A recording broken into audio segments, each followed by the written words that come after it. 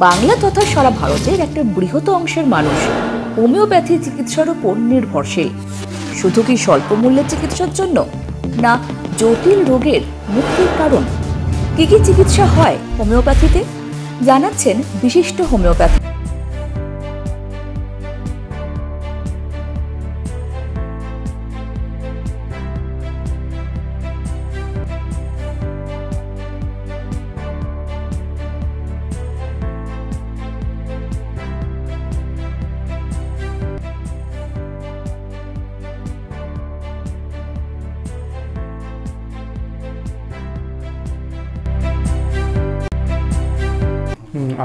আমি হাওড়া থেকে আসি। আমার হয়েছিল সোরাইসিস, স্কিন ডিসিজ একটা, যেটা নন কিউরেবল বললেই চলে। তো আমি অনেক জায়গায় দেখাই, তারপরে আমি স্যারের কাছে আসি। তো ডক্টর এসকে পালের স্যারের কাছে আমি আসি। তো তারপর থেকে আমি অনেকটাই রিকভারি করেছি। এবং আরেকটা জিনিস হচ্ছে, কাজটাও হচ্ছে, প্লাস উনি একদম চিপ এক্সপেন্সে আমাকে চিকিৎসাটা করছেন, যেটা মানে ভাবা যায় না। সেই কম খরচাতেই উনি আমার চিকিৎসাটা করছেন এবং আমি অনেকটা রিকভারি করেছি। আর ওনার তো ফিস নেই, আর এবং আমার যে মেডিসিন খরচাটাও উনি খুবই কমে করে দিচ্ছেন। এবং আশা করছি আগামী দিন আমার পুরোটাই কিওর হয়ে যাওয়ার সম্ভাবনা আমার মনে হচ্ছে। এই স্যারের কাছে অ্যাকচুয়ালি আমার এই রোগটা একজনের কাছে সেরেছিল, তো ওনার কাছে সারার পরে উনি আমাকে রেফারেন্স দেন, তারপর থেকে ওনার কাছে আমি চিকিৎসাটা করাই। এখন কেমন আছে? এখন আগের তুলনায় অনেক বেটার আছে। এবং আমি বিশ্বাস রাখি আমার এক্সপিরিয়েন্সের ভিত্তিতে তুমি যে রোগীর রেফারেন্সে এসছো তোমার কাছে, তার সেরে গেছে এবং তোমারও 100% সেরে যাবে। এবং তুমি এটা সারার পর তোমার ফ্যামিলির এরপরে যদি কোনো বাচ্চা কাচ্চা হয়, তারাও কিন্তু এই রোগ থেকে মুক্তি পাবে। এই সারার আগে যে বাচ্চা কাচ্চারা হয়েছে তাদের কোনো গ্যারান্টি নেই, তাদের মধ্যে দেখা দিতেও পারে, নাও দিতে পারে। কিন্তু আমার হোমিওপ্যাথির এক্সপিরিয়েন্সে এবং তথ্যতে আমি এটা বুঝতে পারি বা বলতে পারি, গড হ্যানিম্যান যা আমাদের মন্ত্র দিয়েছেন, সেই মন্ত্রে জেনেটিক্যালি তুমি এটা যদি কিওর হয়ে যাও, তোমার জেনারেশন আর কারো এই রোগ থাকবে না বা হবে না। নমস্কার, ডক্টর প্রেসক্রিপশনে আপনাদের স্বাগত।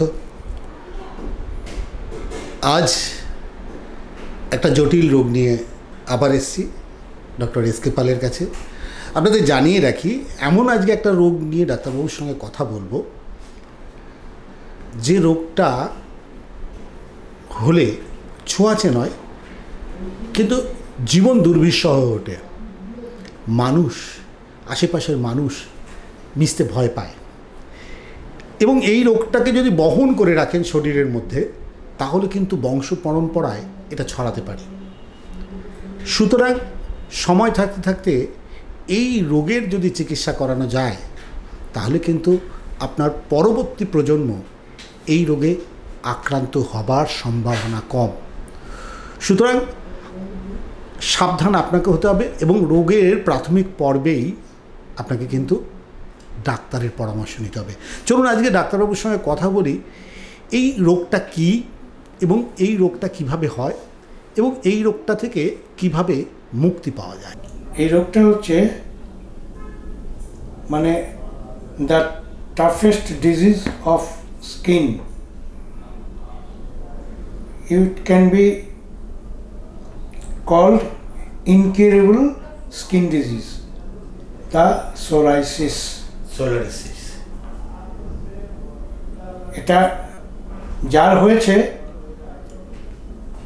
আমার সারা জীবনের এমন বহু মানুষের আমি সাক্ষাৎ পেয়েছি যারা বয়স হয়ে গেছে 40, 50, 60, বলছেন আমি স্যার সারা জীবন ওষুধ খেয়ে গেছি কিন্তু আমার সারেনি।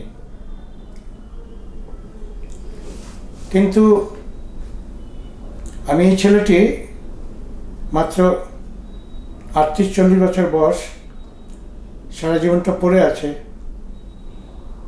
সে ছেলেটি আমার একটা পেশেন্টের রেফারেন্স থেকে এসছে, তারও এই সোরাইসিস ছিল, সে তার থেকে মুক্তি পেয়েছে এবং সে তাকে রেফার করেছে আমার কাছে যে তুমি ওখানে যাও, অনেক ইজিলি স্যারের কাছে মুক্তি পাবে তুমি।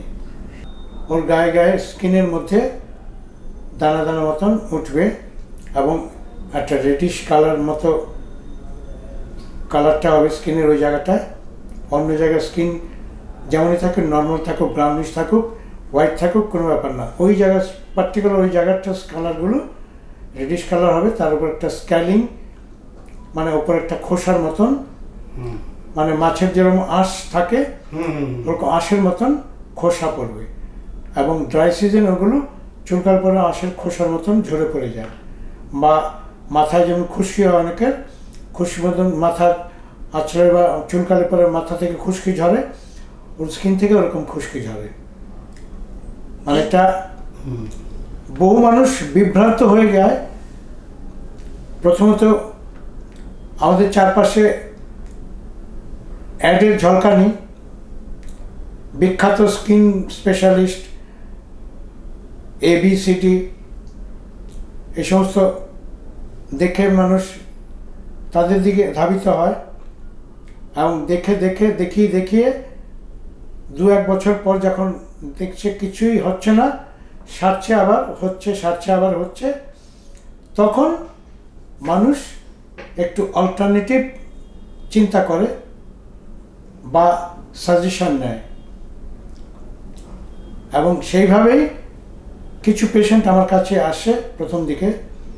যেমন অরূপ মাঝি, তার আগে অনিমেষ দাস বলে একজন আসতো, সে কিওর হওয়ার পর তাকে রেফার করেছে। তো দুজনেই খুব অল্প বয়সী, 30 থেকে 40-এর মধ্যে বয়স। আমি তাদের বলেছিলাম যে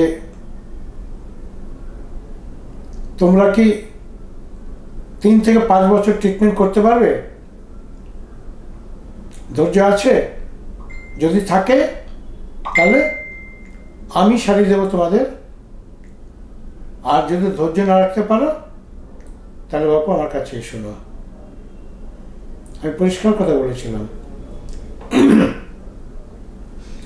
তো এই অরূপ মাঝি যে ছেলেটি, যাকে আপনারা একটু আগে দেখলেন ক্যামেরায়, সে আমাকে উত্তর দিল, স্যার আমার তো 5 বছর ধরে আমি ট্রিটমেন্ট করছি বিভিন্ন জায়গায়, অলরেডি হয়ে গেছে আমার 5 বছর, তাহলে আমি আরও 5 বছর দিতে আমার অসুবিধা তো নেই।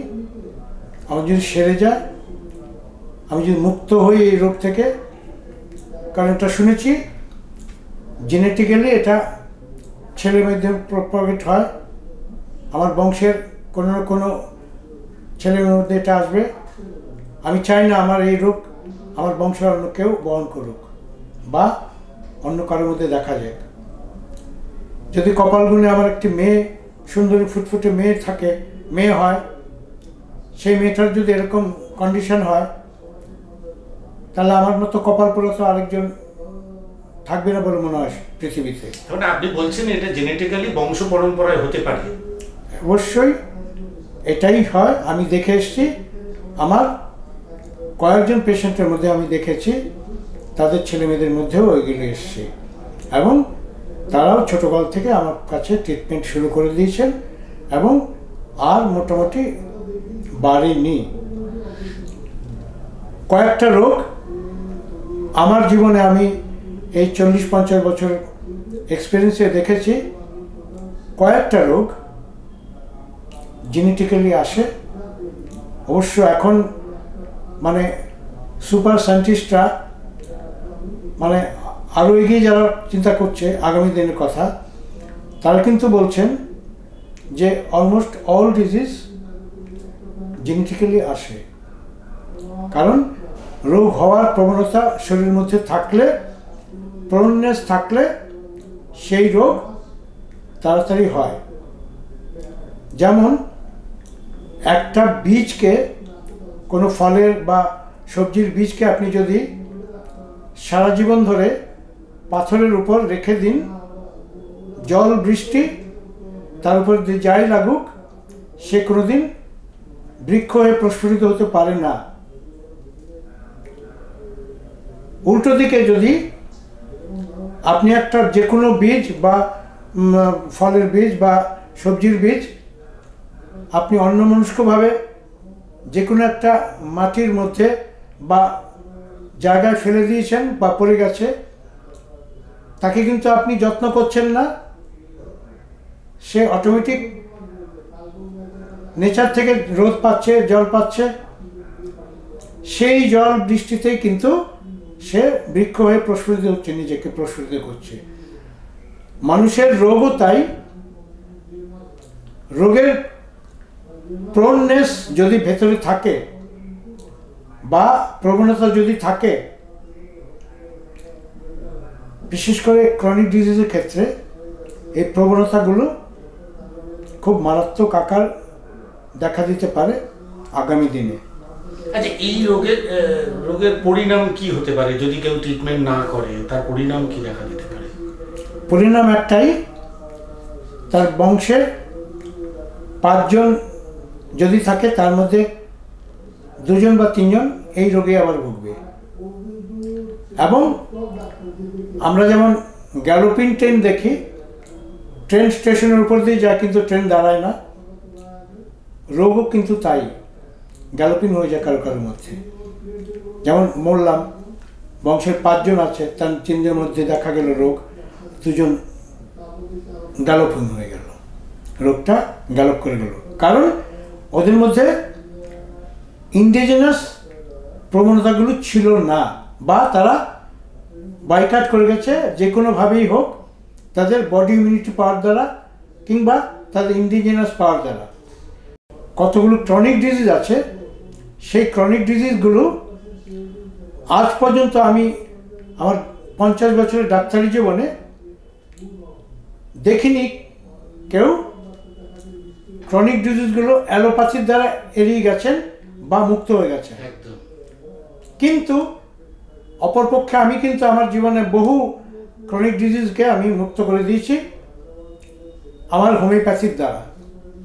যেমন আমি এভিডেন্স দিয়ে দেখাতে পারি, এই সোরাইসিস, পিসিওডি, অ্যাজমা,